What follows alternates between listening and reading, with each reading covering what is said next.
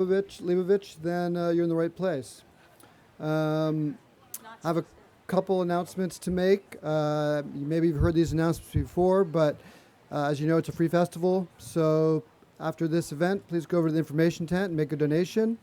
We have some great food vendors here, so go buy more food.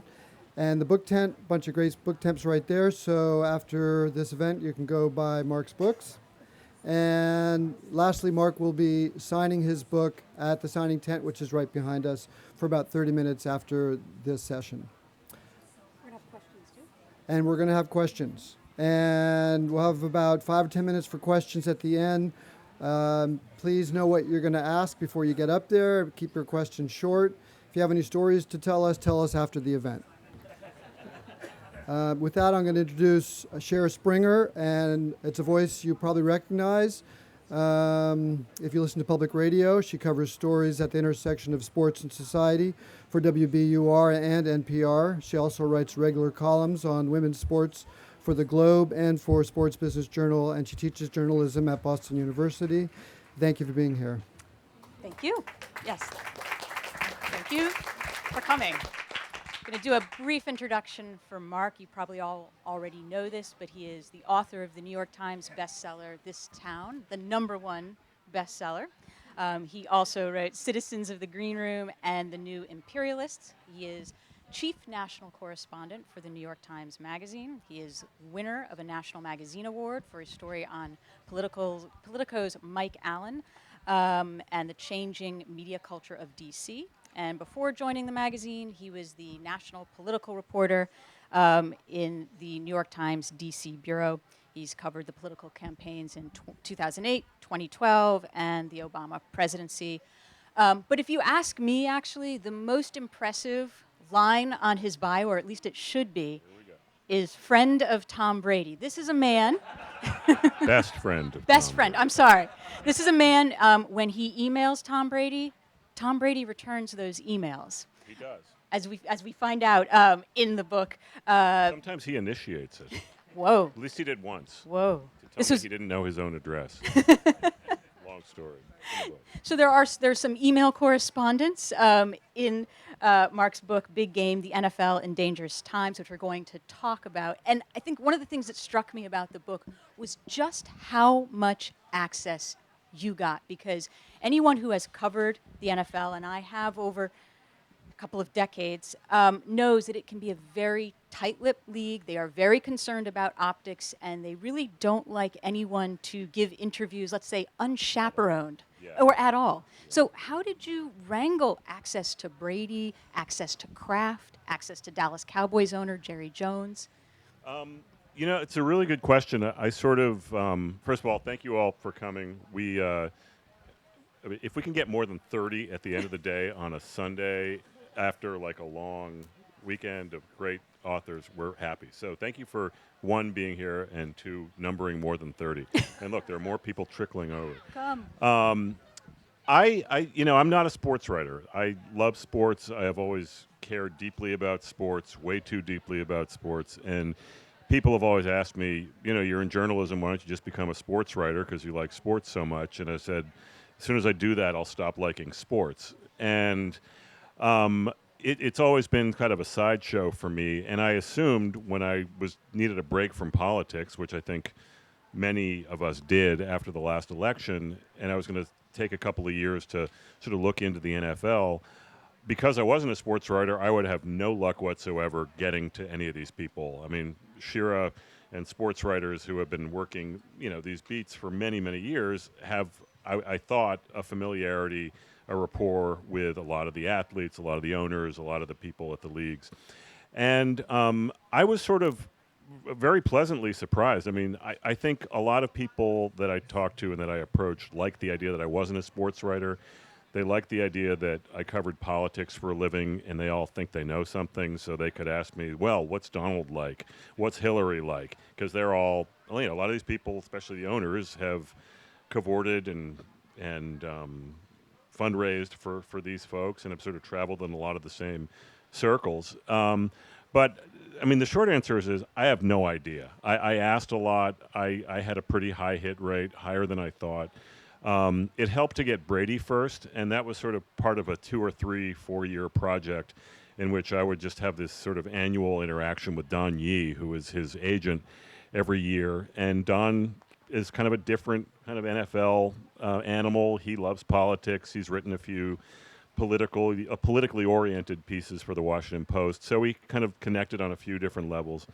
And then I did a story for the Times Magazine on Roger Goodell about a year later. And that had the kind of imprimatur of the league, and that helped quite a bit. I mean, I don't think they were happy with what I wrote, either in the Times Magazine or in the book about Roger Goodell, but it did allow me to get in the door, and it also made me realize that a lot of people at the league don't necessarily have a lot of use for for a lot of the people, including owners at the various clubs, and a lot of the people at the various clubs don't have a lot of use for the league. There are a lot of different kind of wedges that you could throw yourself into and kind of try to exploit the tension there. But again, the short answer is I was lucky. I have no idea. All right, we'll go with luck, but I'm Satisfying, right? not entirely believing. Oh, my charm too. Don't That's forget what my, I- that's my what I- charm. Yeah. So we'll get to Goodell in a little bit, but I want to stick with Brady and also something else you said, which was when you started writing this book and reporting for it, you worried that you might not like sports after it. And I'm Yeah. curious, with Brady in particular, because you're a Pats fan, getting to meet him, going to his house, how did it change your perception of who he is, how he goes about his business? And I'd actually ask also the same question about Robert Kraft, because you spent some time interviewing him one-on-one as well. So those figures that Yeah. you'd sort of, I'm guessing, admired from afar as Yeah, a I fan. never admired Robert Kraft that much. I mean, Okay. again, I'm grateful as a Pats fan that they didn't move to St. Louis and he helped, and I certainly can appreciate his his stewardship of the Patriots. I mean, he's presided over a great team to root for. I mean, sometimes a little difficult, especially if you don't live around New England, as I don't. But no, I mean, it's a great question. I mean, I think most of the people I got to know around the league, I didn't come out loving, just because I realize there's a sense of real insulation, entitlement, in many cases, kind of arrogance, especially around a lot of the team owners. Tom Brady was a wonderfully refreshing surprise. I really liked getting to know him, not just because he's Tom fucking Brady, and sorry for swearing, and I have to say, I mean, I say this in the book. I mean, I've interviewed presidents and CEOs and all kinds of people, celebrities over the years. I mean, going into Tom Brady's New York apartment for the first time and meeting him was the first time I've really been nervous in a while. I mean, this was like a moment where, I was well into my career and I'm like, wow, this is weird. And here's this guy who actually is Tom Brady, and he's very normal. And like his parents were people I got to know pretty well in the course of reporting this. Love them, still keep in touch with them. They're tremendously good and decent and down-to-earth people. And Tom is completely unlike me, although we both, I lived in the Bay Area. He lives in New England now. We both went to the University of Michigan. So we basically had the exact same life. We both married beautiful, Brazilian supermodels.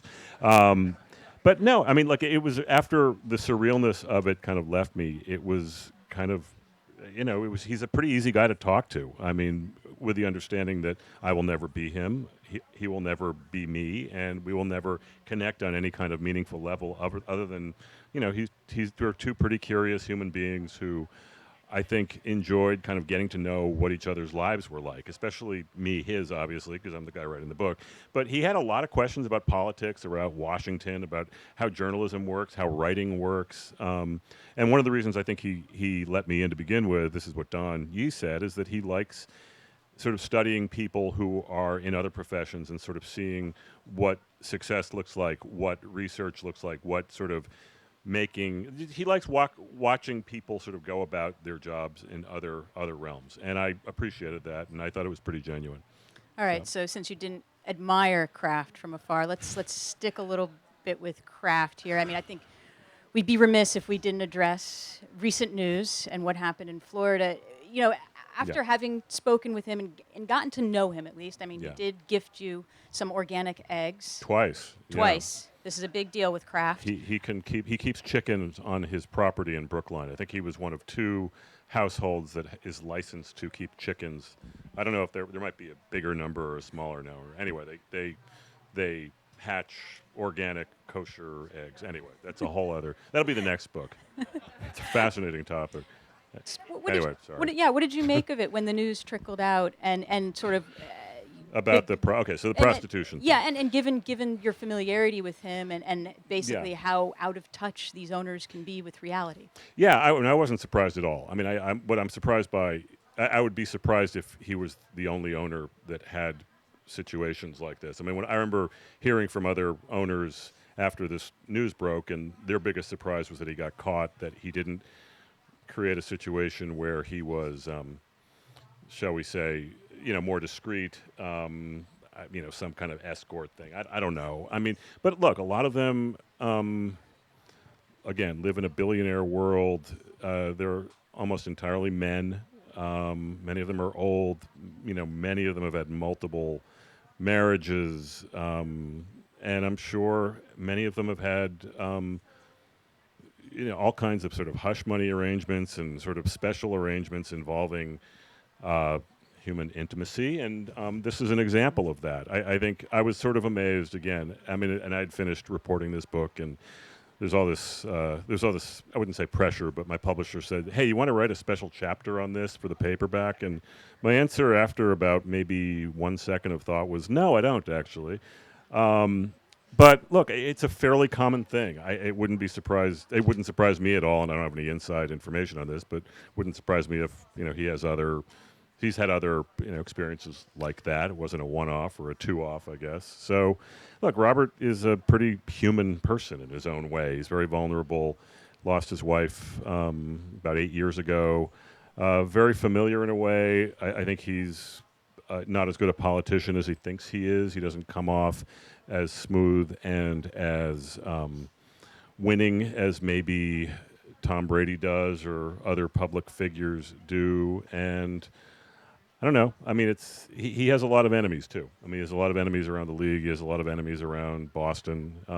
He has you don't get to become a billionaire without having some rough edges, and obviously some of it is jealousy, but I don't think it's all there. So one of the things I liked about your book, and when you were talking about the owners, was early on they're at the owners meetings in Florida, and they're at a luxury resort in Boca Raton, and they're all complaining about the accommodations because it's not the breakers in Palm Beach. And again, this notion of being detached from reality, entitled, nothing is ever good enough, a bunch of basically older white male billionaires running around. And was there an owner that you liked? Was there a relatable owner, someone who had some relationship with reality? Yeah, I mean, there were some relatable. I mean, many of them were relatable in their own ways. I mean, I think part of your job as a journalist is obviously finding things that you can relate to someone on, whether it's a goofy little story or pretending that you can drink however many bottles of Johnny Walker Blue on the Dallas Cowboys bus, even though I came out looking like an idiot for it. Oh, wait, we got it. I was going to say later. Later. Or you could go into that now. That's an amazing story. Steve Tisch, who's a co-owner of the New York Giants, is a great guy. I really like him. He's a billionaire. I remember him. So he was one of the owners who was complaining that we were at the Boca Raton Resort, which is a 4 or 5 star resort. I mean, Waldorf owned, right? Well, it's beautiful. I mean, but no, everyone was bitching that we weren't at the Breakers in Palm Beach. And Steve, well, there was one owner. I won't identify him. Who said that, I don't want to be quoted here because I don't want to come off like a spoiled rich guy. But Steve is someone who has a great sense of humor for himself. He realizes fully the absurdity of his situation. And he's the one guy I really sort of keep in touch with on a fairly regular basis. And he probably wouldn't want me to say that publicly, but I just did. So he's your other best friend. I like Steve. Yeah, Steve is my, he's my billionaire best friend. Tom's not a billionaire just yet, although he signed a new contract today. $23 million a year, which is under market. Yeah, but still a nice 42nd birthday gift. He's giving back to the community. Yeah. One of the scenes that you talk about in your book, an owner scene, is there was a meeting after the player protests, kneeling on the field. The owners call this meeting. It's at 345 Park Avenue, which is NFL headquarters in New York City.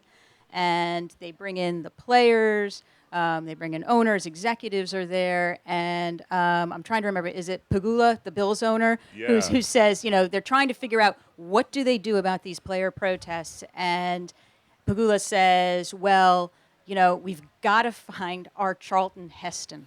Yeah. Oh, the Charlton Heston guy. Yeah, I think it was Terry and Pagula, correct. and saying, and preferably it's a black African player. American Charlton Heston Exactly. for a spokesperson. Yeah, for a spokesperson. Their whole idea is that the issue with the player protests is about controlling the narrative. Right. And I'm just wondering, when you hear owners say that, an owner say that, and it certainly got some support in that meeting. It seemed. It was bizarre. Yeah, I'm saying, is it surreal? Is it bizarre to see, this is who is controlling the NFL? The world, the country's most successful sport, one of the most, successful entertainment juggernauts we have in this country. So the backstory here is that, like, within a couple of weeks or within a couple of days of President Trump weighing in and saying that those who are not standing for the national anthem, so you just get, I'd love to see one owner fire the players and say, get that son of a bitch off the field. It caused a huge to-do around the league. And Roger Goodell convened a meeting of players, a bunch of players, selected group of players and owners to 345 Park Avenue. And Goodell, at the beginning of the meeting, announced that, it's very important that the contents of the meeting stay private, that they maintain a level of trust. And my colleague Ken Belson at the New York Times and I received a audio recording of the meeting within a few hours of this, which I deeply appreciated. It might have been a violation of whatever trust was agreed to, but we got to hear what these owners were saying. And yeah, Terry Pagula, the co-owner of the Buffalo Bills, said that the NFL's problem at this moment was that they needed a better spokesperson, and he reached into the history of the I guess the NRA, right? Charlton Heston was their spokesperson, and the NFL needed their own Charlton Heston, preferably African American. And he basically concluded his little talk by saying, we need a Charlton Heston.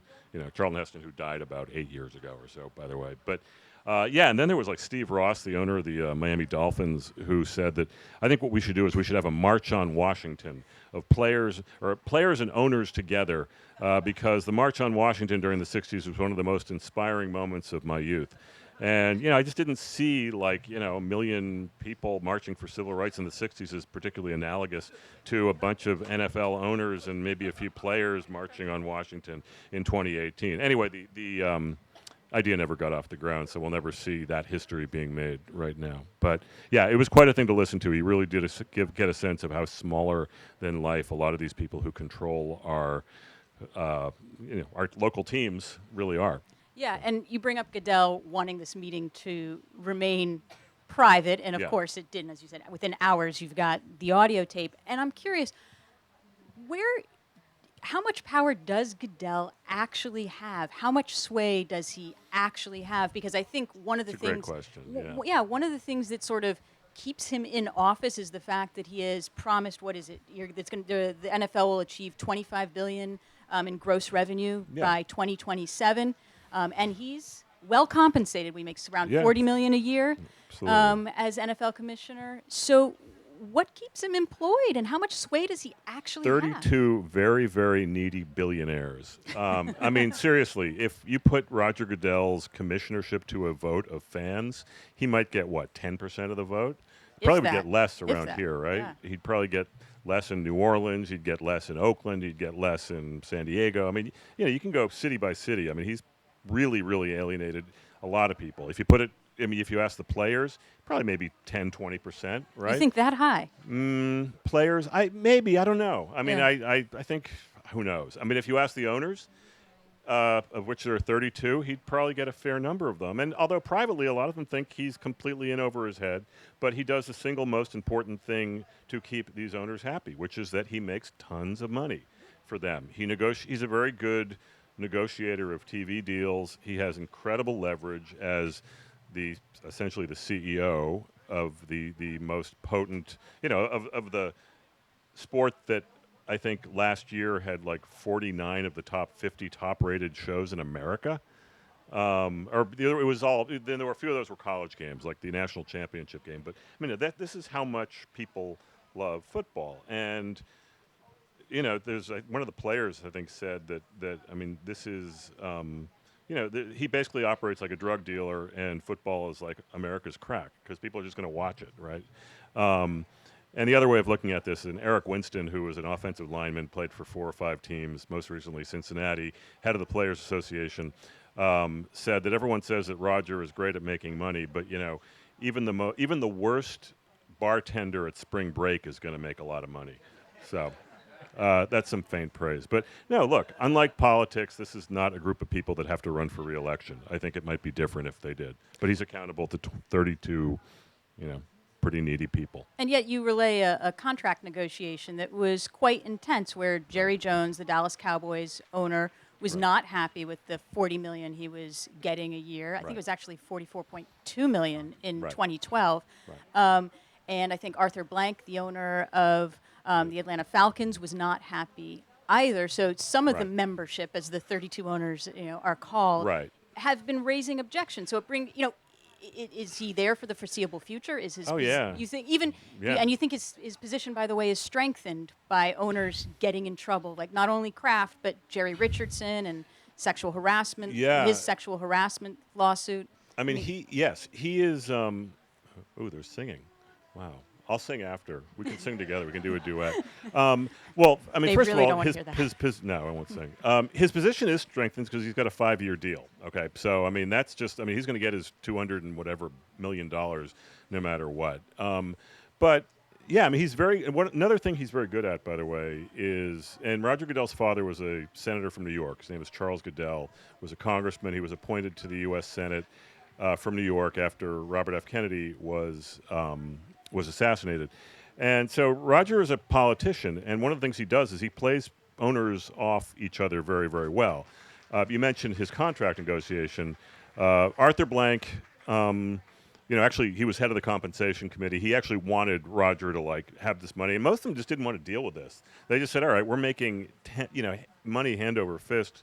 We don't care what he makes, just as long as it, they're mostly worried about what their own bottom line is. But I think Roger Goodell suspending Tom Brady a few years ago for nothing, and I'm not just saying that to pander to the New England audience. I mean, it was one of the biggest, stupidest sports scandals in history. I mean, it was a complete, farce. Bred him nothing but goodwill among the owners in the league, who love to see him stick it to the New England Patriots, who is not a well-loved outfit around the league. Again, only partly because they win all the time, but partly because I think they're arrogant, and partly because I think people genuinely think they don't always play by the rules. But again, this is politically strong for Roger Goodell. All you really need to do is keep 32 people happy, and that's what he does. So by commenting on how good a politician Roger Goodell is, I'm just curious, aside from the commissioner, of the owners, you mentioned that Robert Kraft is not as good a politician as he thinks he is. Who are the top politicians? And you can apply some of your DC analysis to this. Who are the top politicians? It's a great question. I mean, I think John Mara, the other owner of the New York Giants, Tish, the Giants have 2 owners. Every other team has 1. They made a special case for them. Actually, the Green Bay Packers are shareholder-owned. There will always be someone pointing out to me, so I get it. They don't have an owner; they have shareholders. But John Mara and Clark Hunt of the Kansas City Chiefs are pretty good at both sort of talking to Roger on a fairly. I mean, they have good relations with a lot of the other owners. I mean, Robert Kraft. I mean, I don't think he's that good a politician as far as winning over a guy like me and maybe the public, but he's good in that he is head of some extremely important committees. I mean, the finance committee and the broadcast committee, which is where a lot of the revenue comes in. I mean, certainly broadcast is where 60% of the NFL's revenue comes in. And he talks to Goodell on a regular basis, and the team does well, and he's been around for a while, and he's always there. He is someone who is extremely active in the league. I mean, at least half of them are pretty absentee. I mean, they'll show up at owners' meetings, sometimes grudgingly, sometimes not at all. But he is, he's done quite well. I mean, I don't know if he's done well by the Patriots, but he's done well by himself. He's certainly positioned to influence the owner and so forth. Arthur Blank is another one. I like him a lot. Owner of the Falcons. Not sure he likes me, but I like Arthur. So. Staying with owners for a little bit more here, one thing that you said was interested me, which was they're okay with Goodell because he keeps the money coming in truckloads, pretty Truckloads. much. Mm-hmm. 18-wheeler truckloads, really. Um, do they love the game or do they love the money? They love having a toy like they do. They love being so important and in many cases very visible in their communities. First of all, I mean, from a business proposition, it's a great investment. I mean, all of them have just pretty much doubled their investments over the last 10, 20 years. But look, I mean, Robert Kraft, again, if he were just the CEO of a successful CEO of a paper company in New England that, did business around the world, no one would know who he is. I mean, he likes being a public figure. He likes the fact that, people come up and thank him. I mean, a lot of it is just pure dead-on ego. They consider themselves sportsmen. They consider themselves philanthropists. I mean, instead of just being a bunch of, ruthless rich guys, they get to sort of adorn themselves in this higher virtue of being these great, I don't know, athletes, essentially. I mean, a lot of them are frustrated athletes. A lot of them are frustrated, fill in the blanks. I don't know. I mean, it gives them an ego component and a public adulation component that they wouldn't otherwise have if they were just anonymous people spending their money. And some of them, want to be just anonymous people spending their money or not spending their money. You had a wonderful description in the book, I hope I'm recalling this correctly, where you called the owners pillars of the community, yet despised by the community. In many cases, yeah. I mean, it's funny. I actually did a count of owners of various teams who basically can't come out in public because they're too want to embarrass themselves. I mean, I live in Washington, D.C., home of the Washington Redskins, whose owner, Dan Snyder, is about as close a point of bipartisan agreement as we have in Washington as far as the loathing of him and of how he has run that team. And that extends to a lot of the other owners around the league. And there are some pretty colorful descriptions of him that, because of all the kids in the audience, I won't repeat. Actually, I don't think there's a single kid in the audience, but I'm not going to repeat it anyway. It's all in the book. But no, I mean, the owner of the 49ers, I mean, Jed York, the owner. I mean, there are, first of all, a lot of owners just take their teams and move them. And they just become pariahs in many cases, their hometowns. And they don't care. I mean, a lot of them just don't interact with the public very much. And that's sort of it's their cross to bear, and, it's the lives they've chosen. So let's turn to an area we know well, media, and also then how the league is covered. Mm-hmm. And I think it comes across in the book that there's so much that is, I want to say wrong might be, with this league and right. its perception of itself and how it goes about its business. We can talk about concussions here. We can talk about players committing acts of sexual abuse and domestic violence and the way the league has handled that. Mm-hmm. And yet the media is often not as critical as it should be of the league. If you ever go to one of Roger Goodell's press conferences at the Super Bowl, which we've both been to, it's pretty much a stage dog and pony show, and you're not allowed to ask Roger Goodell the tough questions. But I'm wondering, in your view, how complicit, in a way, is the media that covers the NFL in not taking the league to task more for its shortcomings and allowing the owners and Goodell to control the narrative?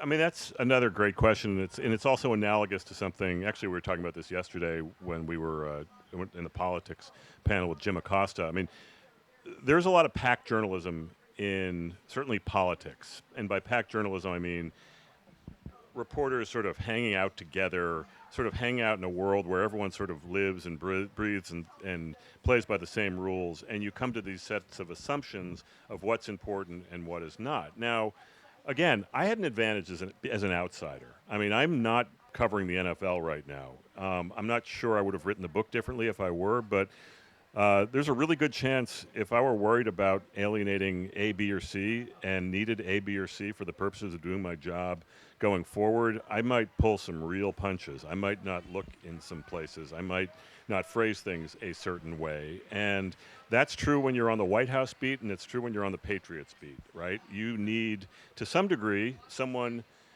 to not feed you things. That's too solicitous. But there is a kind of Stockholm syndrome in which you are at the mercy of the community you inhabit every day. And I remember saying, actually, when my book came out, when the hardcover came out about a year ago, Dan Shaughnessy of the Globe, I was talking to him, and he wrote a column about it. And I said, I basically made this point. I said, if I go in there throwing bombs every day and like shouting at Bill Belichick, and like just sort of taking all kinds of shots at Robert Kraft and player X, Y, and Z, my job's going to be very uncomfortable. My workplace is going to be very uncomfortable. It might not necessarily make my job. I might not necessarily be doing my job better because of it. I'm not sure. I mean, maybe my work would be more colorful, but I mean, again, I think every reporter, especially in a beat situation, especially in a situation where one entity is controlling the information, whether it's the NFL, whether it's the New England Patriots, whether it's the New York Jets, whether it's the White House or whatever, you have to sort of, again, make a constant cost benefit about how you're going to get your information, what you can say, what you should say, what the cost is, what the reward is. And again, that's why it was a lot easier to be an outsider, and a lot different than the politics books I've written, or mostly, the last one, This Town, which was really hard because I threw some real sharp elbows at some people that I have to work with. I mean, not necessarily in the same newsroom, but certainly in the Washington media, certainly in Washington, including some people who are around here this weekend, which can make for some awkward cocktail party stuff. But who cares? So I'm going to ask a couple of crystal ball, look into the Sure. future questions. But as I'm doing that, I would encourage people. There's at least one microphone where we're getting to the audience question portion. So I'm going to ask two questions. You can pick which one you want or both. Okay. One question you raise in the book is, how will Tom Brady fill the void once his career is over? So I want to know if you had any thoughts on that. And then another crystal ball question, while we're getting a lot of people lined up, is what happens to the future of the NFL? I mean, does the juggernaut continue, or does it go the way of boxing?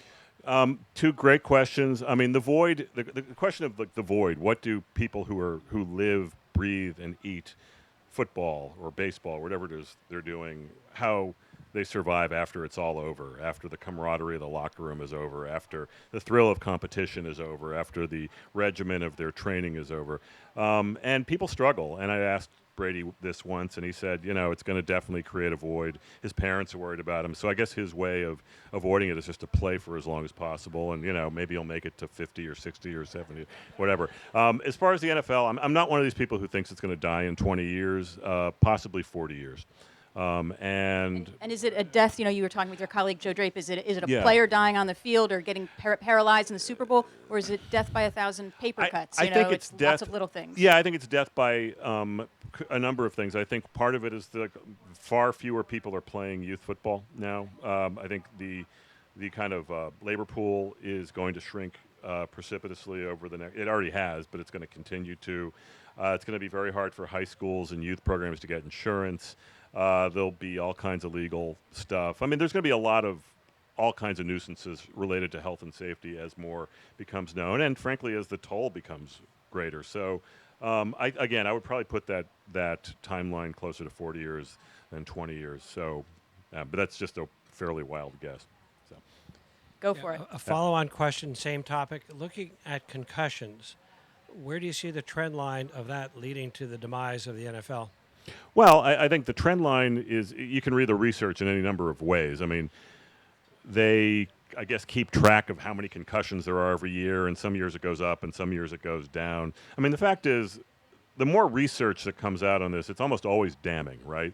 I mean, whenever they study a deceased player's brain, and you obviously cannot test for, or, not yet, this could change very soon, as far as measuring a brain's, the damage that's been done to a football player's brain. It's never good. So I think that awareness will filter down. I mean, especially when you have trends involving global entertainment. I mean, the growth of the NBA, the growth of soccer. And I'm not one of these people who says that, well, soccer is the new football, because we've been saying that for about 40 years now. But I mean, the truth is that football does not have a big growth trajectory the way that the NBA does, the way that soccer does, the way that global games do. I mean, football is an American game.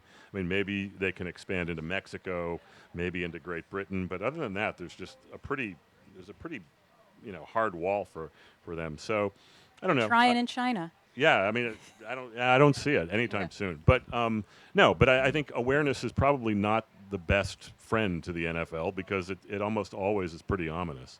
So, yep. Thank you. It's been great. What's next for you? What's next for me? Great question. I have a day job. I'm covering the campaign. I am in the middle of a bunch of stories now. Actually, right now I'm trying to stay on vacation without getting harassed by my bosses for at least another week. We unfortunately have to leave here tomorrow, but yeah. I mean, right now I'm really enjoying just having one job and not having a book to write. But I'll figure something out in the next year or so. Thank you. What does a good owner do to make a team good, and what does a bad owner do to make the team bad? That's a great question. I think a good owner is someone who surrounds him or herself. It'd be good if they were a her. It'd be good to get some women owners, right? There's only one, right? Is there They're only applauding all the way over there. There's only one at the time. One at the moment. Right? There are a lot of actually there are some women owners. Part of them are like inheritances, like widows or widowers or whatever. Widows. And then there's often some lawsuits involving daughter, whatever. It's none. You don't see Oprah Winfrey bidding to by the Carolina Panthers after Jerry Richardson gets drummed out of the league for sexual harassment. Be nice if it did happen. Be actually also nice if some minority owners came forward. I mean, right now every single of the 32 owners is white, except for Shad Khan, who was born in Pakistan. He owns the Jacksonville Jaguars, but it's ridiculous. I mean, it's 72% of the workforce is African American, and you don't have a single African American owner. It's embarrassing. But I think, look, I think it's probably best for owners not to meddle in football. It's always good when they spend money up to the salary cap. It's good when they're good people and they don't think it's about them. And that's one of the most annoying things about the owners. We have to care too much about them. I don't want to care about the rich guy who owns the team. I mean, the NFL is the one sport where more than others, you always have to see the cutaway shot to the owner's box to see, we can't fully appreciate the Roman gladiators' heroic efforts until we see the owners of the horse owners in the box of the Kentucky Derby. I'm totally mixing metaphors here. Gladiators, but it's just the only sport where it's the emperor. We have to why do we have to see the plutocrats sitting in their boxes reacting either by jumping into each other's arms or looking despondent? Although it's kind of fun to watch them despondent. So for many NFL players, especially players from communities of color and low-income communities, it's one of their only ways of success. Yep. But it comes at a cost of injury, concussion, CTE, death. Is Yeah. that, when you were speaking to players, is that still worth the trade-off for most of them? And is that the trade-off for younger players still too? It's interesting. I mean, it's like many other sectors of society where the most hazardous ways out of economic hardship can be extremely harmful to the body, frankly, harmful to one's psychology. I mean, it's a traumatic way to sort of come out, and I don't think it's right. But I think one of the interesting things is I talked to a lot of football players, many of them Hall of Famers, who paid an incredible physical price for the years they played in the league, years they spent playing football, and they almost always at the end will say, I would do it again. And again, maybe that's kind of the heroic answer to give at the end of this, although they don't all say that. But I mean, it obviously varies from person to person. But I think, if you are living in a difficult economic environment growing up and you're relying on football or, for that matter, basketball or whatever to sort of make it out, support your family, pay back, people who helped you sort of come out of your economics rate. I mean, your hit rate's pretty low. I mean, it's just sort of the fact. I mean, there's a very, very, very low chance, even though there's like over 1,000 NFL players, that anyone in a youth football program, even the best player in the program, is going to ever put on a uniform in the NFL. So, I mean, look, I think it really does depend, but I mean, I think it's like anything. I mean, I think it does sort of the risk is often commensurate with the economic straits you're coming out of. So, I think we got one more, right? all right, Hi. perfect. I'm curious if you can talk a little bit about. I get all the points that have been stipulated about Goodell, but at some point he will no longer be the commissioner. And I continue to be struck by the difference between him and someone like an Adam Silver. I understand the league ownership structures and different and everything like that. Yeah. But just as a contrast, how do you think at that point the NFL will go for someone who's more forward thinking? Who are the people on that short list? I'd love to hear some commentary on that next era and what that might bring. Yeah, I mean, you mentioned Adam Silver as the commissioner of the NBA. I mean, he has been approached by the league, by the NFL. I don't know seriously, but there is certainly a lot of the owners of the NFL have paid attention to how Adam Silver has run the NBA as far as how out front he's been on, on how outspoken he is, on how he's a far more compelling face of the league than Roger Goodell is. I mean, Roger Goodell is a robot. He also is a bad politician. I mean, he's not particularly fun to watch. When you mentioned the dog and pony show of Roger Goodell's press conference at the Super Bowl, which I think is very unfair to dogs and ponies. But I mean, Adam Silver. I mean, he's pretty outspoken. I mean, he talked about mental health and players and how miserable so many of them are and how social media is ruining the moods of so many of their star players. This might not be the perfect example, but it's sort of somewhat timely in that Adam Silver, even before sports gambling was made legal by the Supreme Court, he said that we're going to try to figure out a way to sort of not regulate this, but sort of make it something that the NBA can work with in a way that makes it safe for the integrity of our game. Obviously, the side part of this is helping us maybe profit from it a little bit.